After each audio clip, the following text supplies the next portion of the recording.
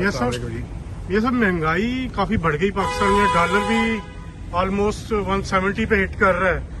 تو کیا کہنا چاہیں گے جو اتنی مہنگائی بڑھ رہی ہے اور اس حوالے سے؟ دیکھیں جی، جب سے آئے ہیں، ابھی آپ نے ڈالر کا ذکر کیا ہے، تو آج سن رہے ہیں کہ ڈالر 170 روپے کے قریب پہنچ گئے. تو اس کا یہ مطلب ہوا کہ تقریباً 60-65 روپیہ ڈالر مہنگا ہوا ہے پچھلے عمران خان کے دور میں. یہ موصوف کہتے تھے کہ 1 روپیہ ڈالر کے مقابلے میں کم ہو تو سمجھیں کہ وزیر اعظم چور ہے. بجلی کا بل بڑھے، سمجھو وزیر اعظم چور ہے. آٹے کی قیمت بڑھے، سمجھو وزیر اعظم چور ہے. چینی کی قیمت بڑھے، سمجھو وزیر اعظم چور ہے. قرضے بڑھے، سمجھو وزیر اعظم چور ہے.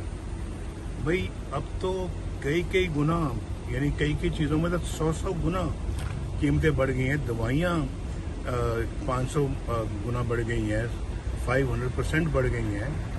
اسی طرح سے روٹی، آٹا، بجلی، گیس، دالیں، ہر چیز بے حساب مہنگی ہو گئی ہے.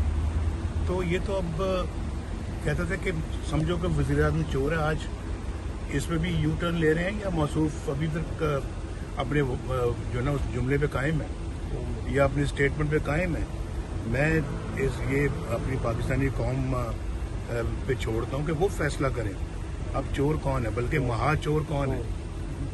تو یہ میں سمجھتا ہوں کہ بہت ایک آنکھیں کھول دینے کے لیے کافی بات ہے.